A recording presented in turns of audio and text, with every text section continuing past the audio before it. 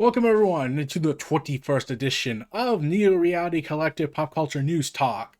So, we're almost at the end of the week. Looking forward to that and looking forward to more individual projects and more thoughts videos. But I wanted to test out this side right here, or on the wall side of the Neo Reality Collective overlay. And man, that's probably not a good idea, but we'll have to roll with it for a little bit and see how it is. So, more drama has spread across the web regarding the events that were the speaking out movement. And I do not want to talk about that because if I talk about it, I will get depressed. So, apparently WWE is getting a lawsuit, and this is from Samantha Tavel, professionally known as Candy Cartwright, filed a lawsuit in Circuit Court, Cook County, Illinois, against Matt Riddle, WWE, Gabe Sapolsky, and Evolve Wrestling. Apparently saying that this was all news and that WWE was never given a lawsuit, but if they were indeed served, they will vigorously defend themselves and contest it. And apparently they are getting served $10 million each. So Matt Riddle gets $10 million. Gabe Sapolsky gets $10 million. Evolve gets $10 million. WWE gets $10 million on their case. So, yeah. Okay, so this is related to that speaking out movement stuff, but it just gets more and more this talk about it, and when June happened, it was such a disaster for professional wrestling, especially for UK wrestling. What came out publicly, and then it kind of crippled the UK scene for a while. I don't know if it will ever recover from this, but we'll have to see where this goes. I am not going to dig into it and saying this is right, or this is wrong, and this is wrong. They've said their statements, so we'll have to see where that goes. WWE talent morale has seemingly improved at the Thunderdome. So, WWE wrestlers seem keen on Amway Center and the Thunderdome. Following Gary Cassidy's report that WWE's talent were instructed to prepare for travel, Fightful reached out to numerous wrestlers in the company unanimously. The reception that was that of groans and frustrations. Ends with many thinking that the decision to do this after the company knew of another outbreak was a poor one. One top wrestler said they have not seen much from WWE to instill confidence that it would get any better on the road. Every time we spoke to Mrs. Live audiences, but also have expressed concerns to us about the realities of traveling. Lewis of Wrestle Talk recently ran a report knowing that WWE morale has seemed to be up on the SmackDown side after the return of Roman Reigns, and they've actually heard much of the same for Raw since the move to the Amway Center. One wrestler spoke to them saying that the Performance Center was getting very cramped and lived in, and in pretty quick fashion, considering WWE was running multiple shows out in the same building for 5 months. Another wrestler apparently joked that there were more places to hide from everyone else in Amway Center. So I'm greatly confused. So did morale improve, or did it not improve over travel? But then when Roman Reigns came back, it suddenly improved a lot of things.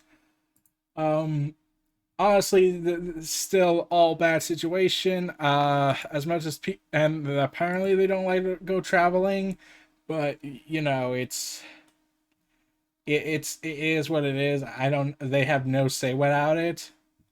But yeah, it's just bad regarding this crisis that WWE's going in and whatnot. Like they don't have like AEW has the Daily Palace. They own it. Basically, the cons do, so they could just use it all the time. So yeah, and whereas WWE has to lease out to stadiums and everything to get things working, and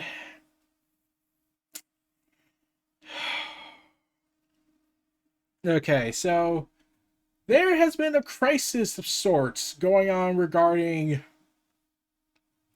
the NXT division. So NXT has been bitten by the injury bug, not helped by COVID, so that probably didn't work. Tegan Knox is out, Karen Cross is out, both currently on the shelf. Finn Balor and Kyle O'Reilly got hurt during their big match at NXT TakeOver 31, and now Ridge Holland has gotten injured, apparently with an ankle injury.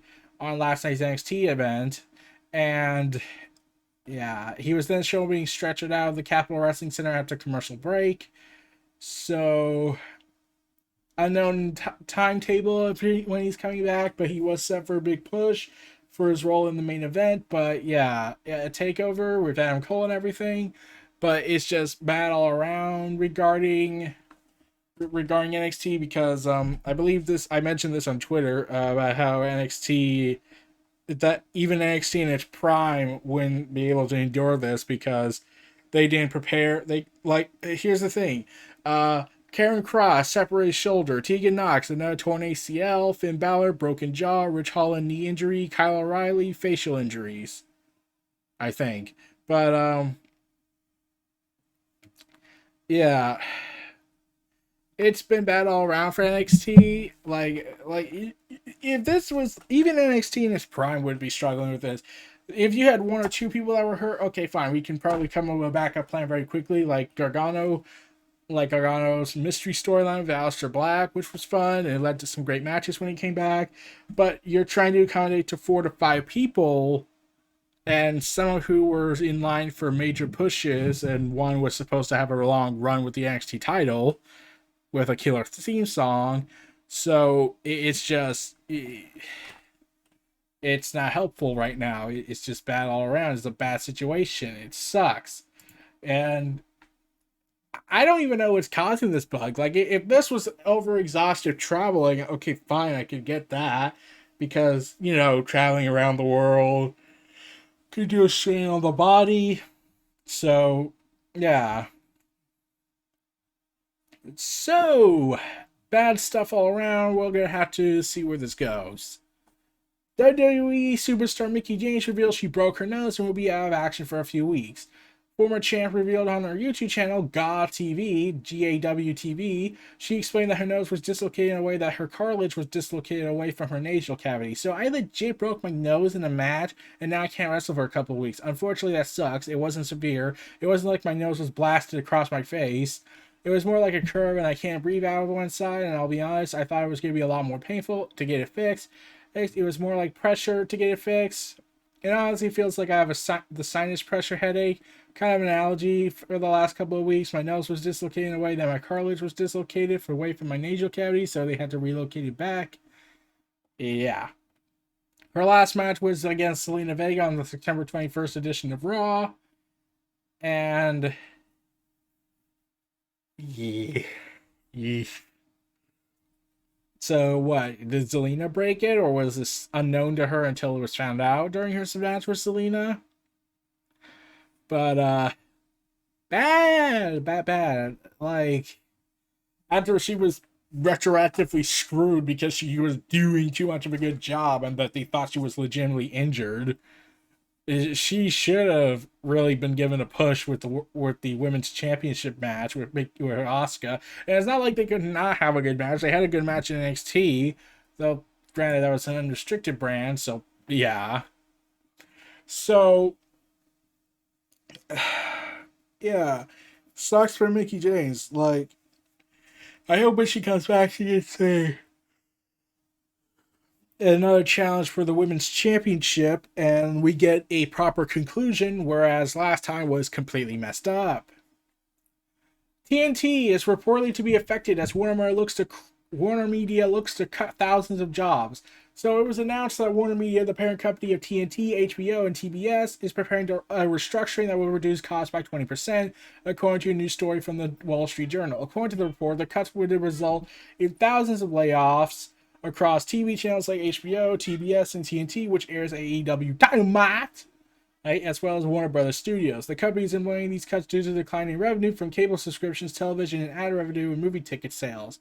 The company knows that an acceleration in shifting consumer behavior, and especially in the way content is being viewed, is responsible for much of the decline. Just say it was the COVID virus that screwed it up.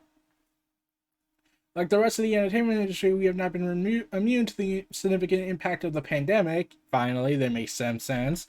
That includes an acceleration in shifting consumer behavior, especially in the way content is being viewed. We shared our employees recently that the organization will be restructured to respond to those changes and prioritize growth opportunities with an emphasis on direct-to-consumer. We are in the midst of that process, and involve increased investments in priority areas and unfortunately reduction in others. This is the second round as they cut 500 jobs back in August, as Warner Brothers, both NBCU and Warner Media, have implemented layoffs recently as they pivot towards streaming. While HBO Max service has only garnered 4.1 subscriptions since its launch in May, overall HBO subscriptions, which includes viewers watching it on premium channel bundles, rose to 36 million. It was noted that the increase in subscriptions haven't offset the deeper declines aimed at the commercial entertainment cable networks TNT, TBS, and truTV.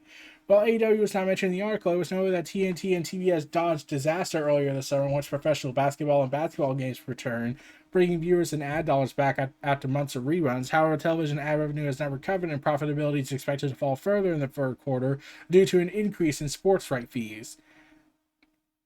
So, yeah, it was also reported that NBC Universal is also overhauling its entertainment division to focus more on streaming and less on cable. And WWE lost Chris McCumber, who was responsible for the latest negotiations between WWE and NBC Universal, which led to their current big money TV deal. AEW also lost a major support after Warner Media ousted Kevin Riley in August, who was responsible for bringing AEW to TNT. As noted, WWE and AEW are unlikely to be affected in the short term by the restructurings at the NBC Universal and Warner Media, as they both have many years on their existing deals. Okay, so AEW is good. Sucks for all the other jobs. I'm curious to know if DC Comics was affected by this, since they're owned by them.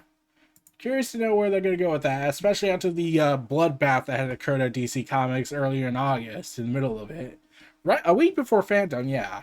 So we'll have to see where that goes. Sucks. The pandemic really fucked everyone over. So, yeah. So in the continuing saga of, oh my god, Vince, you really are not going to go ahead and focus on this whole lawsuit issue crises, because now not only do we have a multi-$10 million lawsuit with several people like Gabe Sapolsky, Evolve, Matt Riddle, and the company itself from one person, they are served with a lawsuit over the WWE Shop website. WWE was recently served a lawsuit for allegedly denying equal access to WWE's Shop website. Jose Romero filed a lawsuit on October 6th in the Southern District of New York and alleged that they violated the Americans with Disability Act with their merchandise website. The following notes: Romero is a visually impaired and legally blind person who requires screen reading software to read website content using his computer. The lawsuit alleges that shop.WWE.com is not equally accessible to blind and visually impaired consumers, and is in violation of ADA. Romero is asking WWE to change their corporate policies and procedures to ensure the website will become available to blind and visually impaired customers. He's seeking jury trial and is also asking to have his legal costs covered. And there's lawsuit details about the whole thing. I'm not an expert on this, so I do not know. Let's see, this was the last 48 hours. So essentially they just said WWE has one lawsuit targeting 5 people and now another lawsuit targeting two places. So yeah, they're virtually everywhere. Not a good time for them. So Mortal Kombat has announced after their teaser that there would be Mileena, Rain, and Rambo. You know, the guy who loves to scream, "I was nightmare," and whatnot, and shooting at everyone. Yeah. And yeah, it is indeed Sylvester Stallone's boys. The game's aftermath expansion includes a new story mode as well as additional skins and everything and whatnot. And so now, so you have RoboCop, the Terminator, and Rambo fighting amongst one another. Yeah. Oh man, that's gonna be fun. John Rambo. So I'm wondering if Angry Joe got flashbacks. Final Fantasy update from Square Enix says it has completed basic development. The update of the game comes from a recruiting page on Square Enix Japanese career site. It was spotted on the Japanese gaming site Games Talk and then translated from Gemstone. We've already completed basic game development and scenario production and are continuing to create large-scale resources and build boss battles while expanding our various development tools. The listing says, also, most of our staff are carrying out their work remotely. So, yeah, the listing is specifically looking for staff that will finish out the work around the world of Final Fantasy 6, including 16, including parts of the world and the extensive cinematic cutscenes what the series is known for. And it sounds like the main says that path and is working on building it all out from there. Yeah, so let's hope that this goes completely well. Given now, Final Fantasy VII remake's going on, and it's in multiple parts, which is supposedly going to build up an alternative timeline, which I'm all for. I even made a video talking about it, saying that it sounds like WWE. It sounds like Final Fantasy is actually the game is actually a sequel to the original. So yeah, look forward to that. Gonna be awesome. Can't wait. It's gonna be a fun time. And we're off to the races, and let's see how Final Fantasy 16 handles everything. So PS5 commands more than 80% of next-gen pre-orders according to survey. So data collected from the US-based respondents by market research company VGM via GameIndustry.biz says that more than 8% of those who managed to pre-order the new console have opted for Sony's hardware. Of those surveyed, only 15% had locked in a successful pre-order, an indication of the difficulty many faced when the early purchases became available last month. Of those, 72% chose a disc version, while another 10% opted for the all-digital version. Some people bought hardware from both console families, but the next generation of Xbox proved far less popular, or 30% buying a Series X and only 8% getting a Series S. Among those who had tried to pre-order a console but hadn't managed to bag one yet, the Xbox was slightly more popular. 51% of those surveyed had tried to buy either the Series X or S, but the PlayStation still won out, with 79% saying they tried to buy a PS5. The PlayStation 5 roster again seemed to be the driving that increased interest. 52 respondents saying after purchasing decision had been driven by Miles Morales, before 2% saying that God of War Ragnarok. And 32% were looking forward to Final Fantasy 16 over on the Xbox. Halo Infinite, kind of expected. And Fable and Forza Motorsports also getting fans excited. So let's see how this console era comes out. Like, I still believe Xbox might have an advantage over them because nostalgia is key if done correctly. And whereas Sony has said, oh, well, only the PlayStation 4 will be backwards compatible with the 5. Whereas Microsoft saying all the generations of Xbox will merge into one ultimate console. So, yeah. Also, to help with the rise of Black Ops Cold War, it was announced on Treyarch Studios' Twitter account that Black Ops Cold War features a field of view slider on all platforms. Well, I so do not care, honestly. I do not know why I even wanted to include this. So, Assassin's Creed Valhalla install size is actually reportedly small. So it was reported that according to the Xbox Store listing, Assassin's Creed Valhalla is approximately 50 gigabytes in size, says Microsoft. But there's a chance it could be bigger because of patch 1 updates. So yeah, so the day 1 patch might be the one that is doing the heavy lifting and everything like that. But yeah, it's going to be interesting where this goes. I honestly am glad. I just hope they keep things well contained and everything, especially since they're going to be 4K quality on my console when I get it. So good luck with that. So New York Comic Con 2020 was today. It seemed. It has officially arrived, and from October 8th to 11th, there will be a ton of incredible announcements and trailers of some of the most anticipated movies and trailers. So you get me for 2 days, and then I'll get the last 2 days on Monday. Amazon's Invincible by Robert Kirkman is getting adapted into an adult animated series. Yay! Star Trek Discovery Season 3 opening preview, Star Trek Prodigy, and the Nick will return where Kate Mulgrew, whatever, I can't pronounce her name, will return as Captain Janeway in Nickelodeon's animated series. The official Season 5 trailer and release date announced for The Expanse is coming to December 16th, and The X-Men anime series veterans talking about why the series is still important, why it still rules in 2020. Amazon's Truth Seekers exclusive immersive horror experience clip was published. Also, now that I think about it, considering how the X-Men producers and creators want to bring back the show, I would honestly love it if they eventually want to adapt the Hickman era, because it's just so awesome and interesting. Like, it's not Genosha where it ended in horrendous disaster. This actually lasted longer so far. I think. I have not kept track on that. Silent Hill, Shattered Memories, spiritual successor in the works from the original writer, and is likely to be in third person. So, award-winning game designer Sam Barlow is cooking up a pitch for a spiritual successor to Silent Hill Shattered Memories, which he served as lead designer and writer on in 2009. However, the pitch will not be for Konami, nor will he use the Silent IP, because Konami, fuck you, era happened. So, Barlow is best known for his award-winning games like Her Story and Telling Lies. Teased on Twitter that he's working on a pitch for Shattered Moon Memories follow-up, saying, "We have a game we're looking to make, which is very much what is special about Shattered Memories.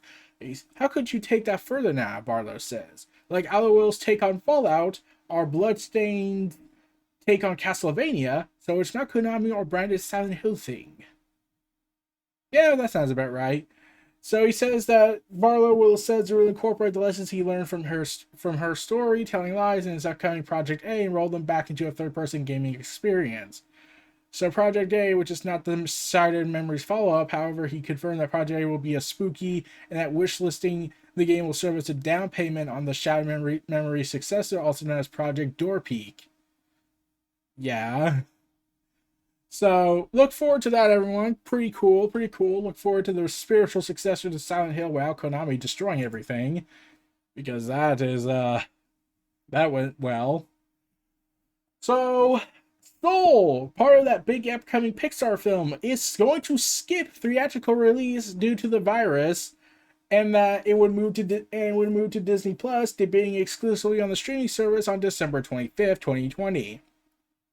This will be the third major Disney film to forego theaters in lieu of Disney Plus after Artemis Fowl and Mulan. And Artemis Fowl, for many people, said it sucked, but it will require a premium fee required to watch the latter.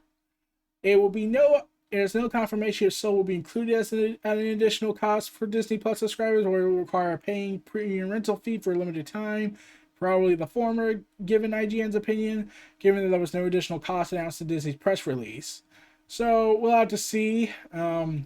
Sad that, but once again, and the crises that is pandemic's COVID era is a precedent that we must adapt from, and essentially we have to prepare for.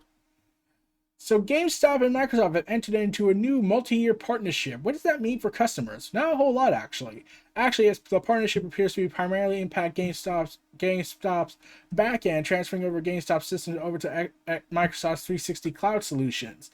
In a joint announcement, they announced a new multi-year partnership that will mostly see GameStop's backend solutions move over to Microsoft programs like Microsoft 365. This basically means GameStop stores will adopt Microsoft programs to help run business operations like sales and inventory, and store employees will use 365 and Teams to communicate. Stores will also get Microsoft Surface devices for store managers to use. Having worked retail, Surface devices will be an improvement over standard retail computer system. And GameStop also confirmed that it will carry the Xbox All Access payment plan that lets customers purchase the Series X for $34.99 a month for 24 months. As this isn't particularly news, as Microsoft announced GameStop will be an All Access retail partner back in September, along with Best Buy, Target, and Walmart. So, yeah, some people thought for some reason that this would turn GameStop's 5,000 remaining retail locations into Microsoft stores. There probably will not be some any immediate impact other than perhaps seeing more Microsoft Surface devices as store locations. So, yeah, that sounds a little hilarious when you think about it. But 5,000, but if Microsoft somehow acquired GameStop, I'm pretty sure that would not happen because it's just weird. Also, it would make no sense because you might as well just buy out the places that the 5,000 locations and just convert them into Microsoft stores. Also, I don't know why they even did this partnership deal. Like, well, but because GameStop looks like it's on the brink, and I don't know how they're going to survive this. Also, Unreal Engine to be used in cars. No. A Cars 4! Oh, wait, no. An actual real-life turn your virtual car and UI into a celebration of Rocket League. Oh, okay. So this is basically an HMI technology leaders, including... Oh, this is just testing human-machine interface stuff for... creating automobile infotainment and digital cockpit experiences. And that General Motors soon to be revealed GMC Hammer EV will be the first vehicle to use the Unreal Engine in its digital cockpit, with more information coming on October 20th. The new technology will enable designers, artists, and developers to work directly on the project that is deployed to the vehicle, and will allow for beautiful interactive visuals using its advanced scalable renderer and even downloadable content like Rocket League Pack that will change your virtual car and look of the UI to match the ever popular game. What the heck does this have to do? I thought this was supposed to benefit the automotive industry. It looks like it's going to benefit more on you know, the Rocket League game. Square Enix has announced that Outriders has been delayed to February 2nd, 2021 on PS5, Xbox Series X and S, 4, One, and PC, Steam, and Epic. However, it will support complete cross-play experience and will offer free upgrades to next gen. Originally set to release this year in 2020 of holiday, but due to the virus and the work process restructuring had led to this delay. Fortunately, said that the core game is largely complete in a largely complete state, but testing operations ran into some issues with the switch, which from normal operations, the team needs a bit more time to get it right and ensure the Outriders experience will run as smooth and issue-free as it possibly can when they launch. So yeah, cool. I mean, it's right. Like, I'd rather have the game be delayed and be improved in quality, and then instead of, you know, complete garbage. So, the Star Wars: The High Republic. Lucasfilm has unveiled the opening crawl for the High Republic, which establishes an all-new era of tales in the galaxy far, far away. So the opening crawl was posted under the site's High Republic banner to provide fans with an early insight into the state of the galaxy 200 years before the prequels. The text teases a time of peace and hope and prosperity and a magnificent renaissance that soon becomes endangered by a frightening new adversary who threatens to disrupt the harmony of the Republic. Star Wars: The High Republic. The galaxy is at peace, ruled by the glorious Republic, protected by the noble and wise Jedi Knights. Okay, that's funny. I thought you said they were noble and wise, yet, you know, their hypocrisy is astounding. As a symbol of all that is good, the Republic is about to launch Starlight Beacon into the far reaches of the Outer Rim. This new space station will serve as a ray of hope for all to see. Except when it's not, and then it will be destroyed in the Great Disaster, which will lead to everyone becoming miserable and the state of despair that we would get with the Rise of Skywalker ending. Be silent! But just as a magnificent renaissance spread throughout the Republic, so does a frightening new adversary. Now the guardians of peace and justice must face a threat to themselves, the galaxy, and the Force itself. Oh, we're gonna get Sith? Oh, wait, no, we're just gonna get Viking Raiders? Okay. So, the Null, as it's called, is basically going to be the ultimate force of evil. Even though I said this in the High Republic video, that the ultimate the statement where they say this, what scares the Jedi, is like it's changed. That's the easiest answer you can make. You could give the biggest Sith in the entire franchise, put them on in the story, have them devour planets like Darth Nihilus was. And yet, that's not the ultimate enemy of the Jedi. What's the ultimate enemy of the Jedi? Is change. The ultimate enemy is change. So I'll just stick with that. Also, Star Wars Squadron developer has no plans for more content.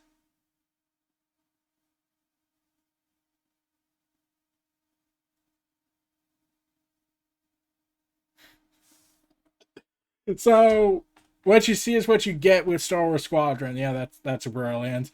Like, oh god. So we're just gonna be stuck with the Rebellion Empire era and not Republic, Confederacy, or hell, even the sequel trilogy. Oh, how about the High Republic? That would have been interesting routes. Oh god. That sucks. Oh, and if you've seen my ticker right at the bottom, it mentions how Eternals has been delayed. Oh, not the movie, the comic. Eternals #1 is delayed 2 months, so it's set to January 2021. There may be less of a rush to hit the movie release date now, so the solicitation talks about how it's been delayed and etc. etc. etc. So sad. Like, they were hyping this up big time. I think that's the biggest problem I think people will have. They hyped this up to the extreme, thinking this is going to be the next big thing since Hickman's X-Men started. But now it's like, oh god. So yeah, that sucks. So now all those variant covers they made are probably going to have to wait even longer to be published. That sucks. So Charles Soule serializes the High Republic in Star Wars Insider magazine. So writers Claudia Gray, Charles Soule, Justa Ireland, and Daly Jose Older, okay, and Cameron Scott assembled virtually for the 2020 Comic-Con MCM Metaverse to explain their twist on the new Star Wars saga, to introduce characters, hint at villains, talk new lightsaber technology, and all that stuff, along with some information about Star Wars Insider magazine, published by Tiny Comics, will start running original serialized Star Wars fiction again, and that Charles Soule will be writing a High Republic story in December. This will be accompanied by Cavan Scott writing a next adult Star Wars novel from Del Rey, Justin Ireland writing the next young adult novel from Disney Lucasfilm Press, and Daniel Jose Older writing the next middle grade novel from Disney Lucasfilm, along with some more concept art and artwork for the upcoming comic series. So looking forward to that. We just need to see colorization and everything, and we'll be set for the big times. So Skeleton Crew Studio and IDW creates Sandman Key to Hell. Yeah. As part of the Lock and Key Sandman crossover panel at part of the New York Comic Con MCM Metaverse online event, with Lock and Key creators and series editor and along with the let's see, I don't know much about this story and whatnot, but the key to hell in Sandman is held by Lucifer. Yeah, that gives right. And he gets into dream, reveling himself of the duties, relieving himself of the duties placed upon him, and making the dream the Lord of Hell. The events of the story will be revisited upon the Lock and Key Sandman crossover, published by DC Comics and IDW. So this is a collaborative effort with I Am Dream of the Endless. Still waiting. So get ready for that. Oh, so remember how Justice League Odyssey got canceled after issue 25, which is going to end next week at the time of this video? Well, there has been an announcement of a new upcoming set of characters. Justice League Vikings! Right? Yeah, Justice League Vikings is a thing. It's going to be part of the Endless Winter event. So does that come out in the fallout of Endless Winter? I mean, like, it would be kind of interesting, but at the same time, I'm thinking to myself, what? But one of the concept art shows Swamp Thing, so that sounds awesome. Dressed in Viking outfits, so he clearly survives the events of death metal, unless the universe reboots. Also, the upcoming crossover covers have been leaked. #1 has been leaked onto the internet.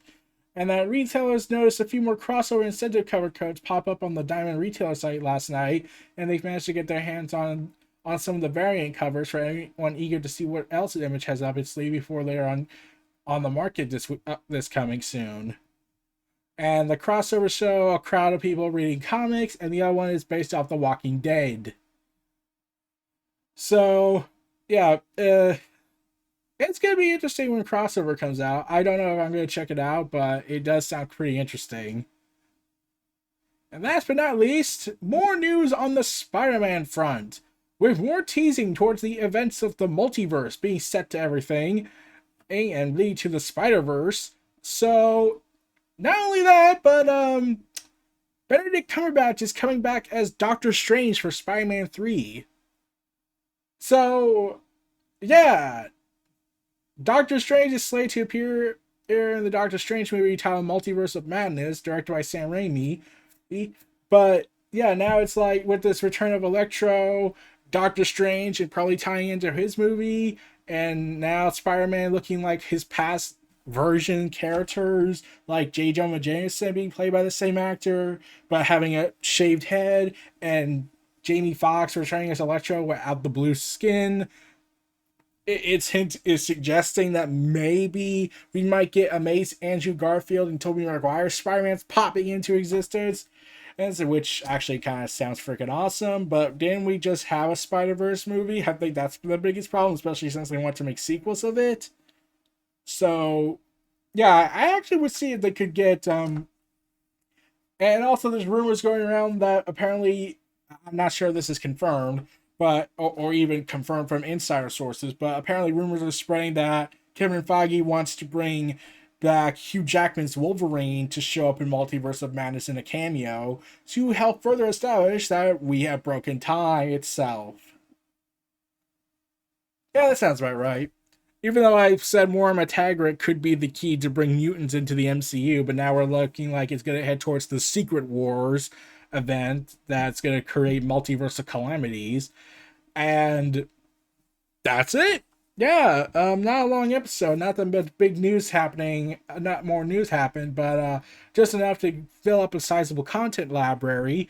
But it is what it is. So looking forward to Benedict Cumberbatch's Doctor Strange to kick ass in Spider-Man 3. In fact, if I had to guess, I think they're going to erase the world's memory of people knowing who Spider-Man's identity is, save for a few loved ones. Not one more day yet. They did a story where Benedict Cumberbatch helped where not Benedict Cumberbatch, where Doctor Strange helped Spider-Man. Like Spider-Man goes into this bubble and it erases everyone's memories of him being Spider-Man, but he keeps the memories, the burden of knowing what had happened. So, and even Doctor Strange would forget this. So, yeah, it is going to be interesting. But Multiverse of Madness, that's the movie I'm most interested in, to see if this is really going the way I think it might go, with Multiverse and the Beyonders and the crossing of all the different IPs. You know, be their large scale version of the Crisis on Infinite Earth show series that was on on CW, which should have probably been a bigger deal and been on movie set, be a 2-part movie to really sell all the characters, the actors, all the history of DC Comics, films and TV shows on the big screen. That would have been awesome, and it should have been a 2-part series focusing on not just the Arrowverse collection of characters, but focusing on the DCU, focusing on these and that and that. Like, it would have really tipped the scales in DC's favor, I think. But that's it. That's it, everyone. This was Neo Reality Collective, episode 21. Feel free to like, comment, subscribe, and donate. Stay tuned for more, and I'll see y'all next time.